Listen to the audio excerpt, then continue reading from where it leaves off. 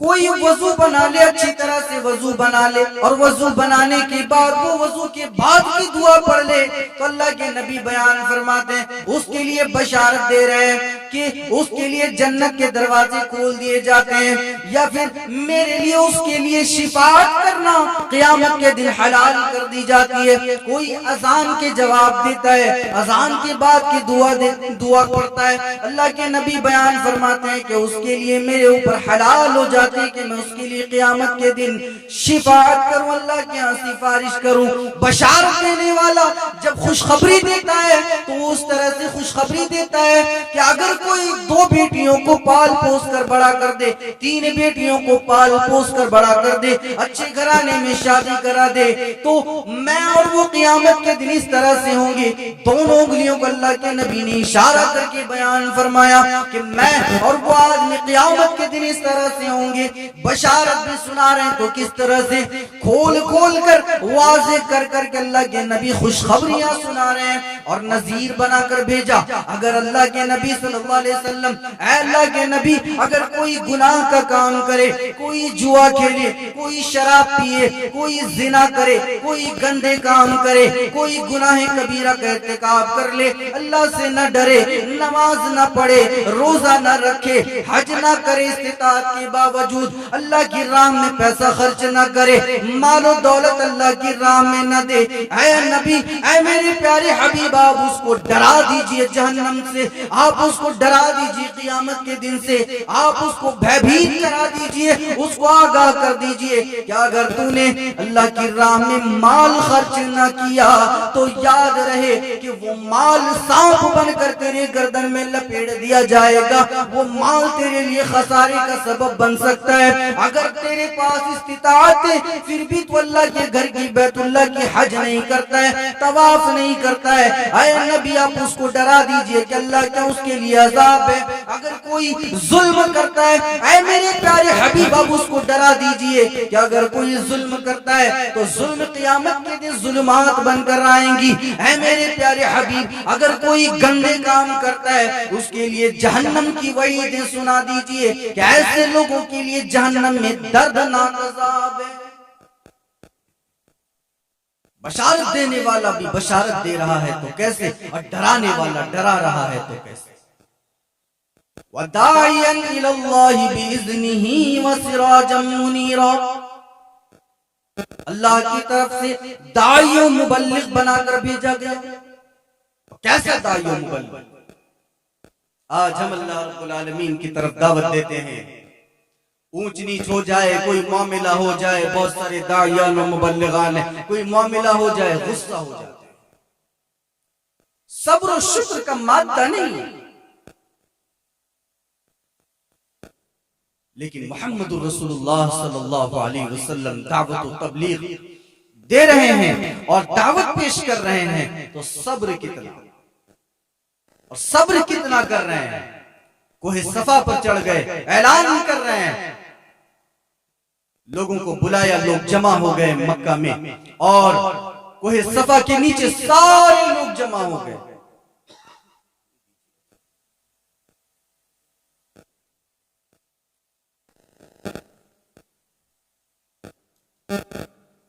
سارے لوگ کوہ صفا کے نیچے جمع ہو گئے۔ اللہ کے نبی صلی اللہ علیہ وسلم دعوت توحید کیسے دے رہے ہیں، اور دعوت دینے کا طریقہ دیکھیے۔ نبی علیہ السلام بیان فرما رہے ہیں کہ اے لوگوں سنو، اگر میں کہوں کہ میرے اس پہاڑی کے پیچھے ایک لشکر جرار ہے جو تم پر حملہ کرنے والی ہے، بتاؤ تم اس کو مانو گے یا نہیں مانو گے؟ تم اپنے بچاؤ کے لیے، اپنے گھیراؤ کے لیے، اپنی سیفٹی کے لیے تم تیاری کرو گے یا نہیں کرو گے؟ لوگوں نے کہا اے محمد ہم مان لیں گے آپ کی بات، اس لیے کہ 40 سال تک آپ نے کبھی جھوٹ نہیں بولا، 40 سال تک ہم نے آپ کو صادق و امین پایا ہے۔ اے محمد ہم آپ کی بات مان لیں گے۔ محمد صلی اللہ علیہ وسلم بیان فرماتے ہیں کہ اگر تم میری اس بات کو مان لو گے تو میری یہ بات کیوں نہیں مانتے؟ قولو لا الہ الا اللہ تفلحو، لوگوں کہہ دو اللہ کے علاوہ کوئی معبود برحق نہیں، لوگوں کہو اللہ ہی عبادت کے لائق ہے، لوگوں کہو پکارا جائے تو اسی اللہ کو پکارا جائے، بلایا جائے تو اسی اللہ کو بلایا جائے، مدد مانگی جائے تو اسی اللہ سے مدد مانگی جائے، اس کے علاوہ کوئی معبود برحق نہیں۔ لوگوں تم یہ ماننے کے لیے تیار ہو جاؤ، کیا ہوگا؟ یہ مان لینے سے ہوگا کیا؟ تفلحو، کامیاب ہو جاؤ گے، فلاح و بہبود ہو جاؤ گے۔ لوگوں نے کہا نہیں محمد ہم تیری یہ بات نہیں مانیں گے، باقی ساری باتیں مانیں گے۔ جھگڑا تو یہی تھا نا،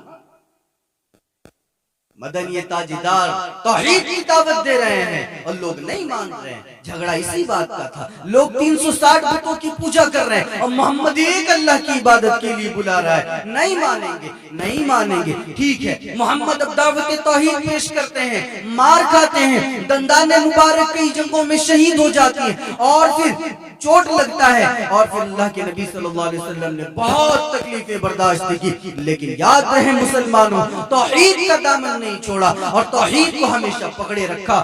یہی معاملہ ہے ساری دنیا کے لوگوں کو۔ یہ میں بات بتانا چاہوں گا کہ جناب محمد رسول اللہ صلی اللہ علیہ وسلم کی زندگی ہمارے لیے ایک اسوہ ہے، نمونہ ہے، ایک آئیڈیل ہے کہ ہمیں زندگی کیسے گزارنا چاہیے اور ہمیں کس طرح سے رہنا چاہیے۔ کوئی محمد رسول اللہ سے سیکھے۔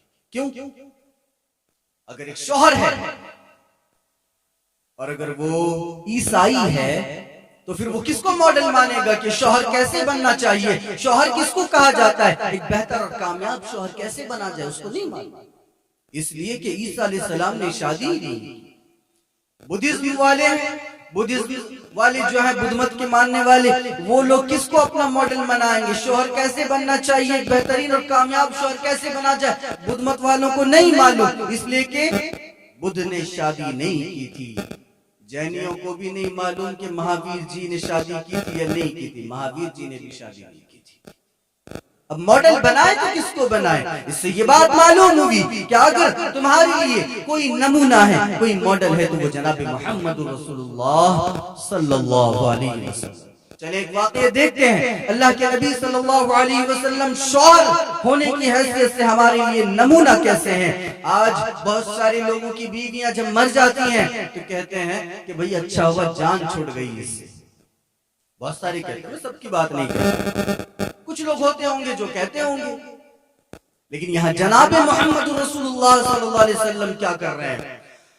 بقرعید کا ماحول ہے، اللہ کے نبی صلی اللہ علیہ وسلم کے گھر میں بھی جانور ذبح ہوئی اور حضرت عائشہ نے جانور ذبح ہو جانے کی بعد گوشت کا سالن بنا کے اللہ کے نبی کی خدمت میں پیش کرتی ہیں۔ اللہ کے نبی صلی اللہ علیہ وسلم کو جو گوشت پسند تھا، اللہ کے نبی کی خدمت میں وہی ساری چیزیں پیش کی جاتی ہیں۔ نبی علیہ السلام بیٹھے، ان کے سامنے گوشت کا برتن ہے، اللہ کے نبی گوشت اٹھاتے اپنے منہ کے پاس لے کے جاتے ہیں اور پھر رکھ دیتے ہیں اور رونے لگتے ہیں۔ حضرت عائشہ پوچھتی ہیں کہ اللہ کے نبی ماجرا کیا ہے؟ اے اللہ کے نبی ہوا کیا ہے؟ آپ کے سامنے میں نے وہ گوشت پیش کیا جو آپ کو پسند ہے۔ اے اللہ کے نبی آپ کو ہڈیوں والا گوشت پسند ہے، آپ کو تو گوشت اچھا لگتا ہے، اور آج عید کا ماحول ہے، آج آپ کی آنکھوں میں آنسو کیوں ہے؟ اللہ کے نبی بیان فرماتے ہیں کہ آج مجھے خدیجہ کی یاد آ رہی ہے، آج مجھے میری پہلی بیوی کی یاد آ رہی ہے۔ حضرت عائشہ جوان ہے، خوبصورت ہے اور حسین و جمیل ہے، اور حضرت عائشہ وہ بیوی ہے جو اللہ کے نبی کی واحد اکلوتی کنواری بیوی تھی۔ وہ اللہ کے نبی صلی اللہ علیہ وسلم کے سامنے بیٹھتی ہیں، کہتے ہیں اللہ کے نبی میں ہوں اور میرے سامنے آپ حضرت خدیجہ کو یاد کر رہے ہیں، اے اللہ کے نبی مجھ میں کون سی کمی دیکھ لی یا میرے اندر وہ کون سی چیز نہیں ہے جو حضرت خدیجہ کے اندر تھی؟ اللہ کے نبی کہتے ہیں کہ نہیں عائشہ، تم نہیں جانتی ہو کہ خدیجہ میری کون سی بیوی ہے، اے عائشہ تمہیں نہیں معلوم کہ خدیجہ میرے لیے کون سی بہترین بیوی ہے۔ جب ساری دنیا مجھے جھٹلا رہی تھی، جب ساری دنیا مجھے دھتکار رہی تھی، جب ساری دنیا مجھے پریشان کر رہی تھی، یہ واحد واحد اکلوتی خدیجہ ہے جو مجھے قبول کر رہی تھی، مجھے تسلی دلا رہی تھی کہ اے میرے سرتاج آپ تو بھوکوں کو کھانا کھلانے والے ہیں، اے میرے سرتاج آپ تو پیاسوں کو پانی پلانے والے ہیں، بیواؤں یتیم اور غریبوں کی مدد کرنے والے ہیں، اے میرے سرتاج اللہ آپ کے ساتھ برا نہیں کرے گا۔ یہ حضرت خدیجہ جو اپنے شوہر کو تسلی دلا رہی ہیں، دلاسا دلا رہی ہیں، ہمت جھٹا رہی ہیں۔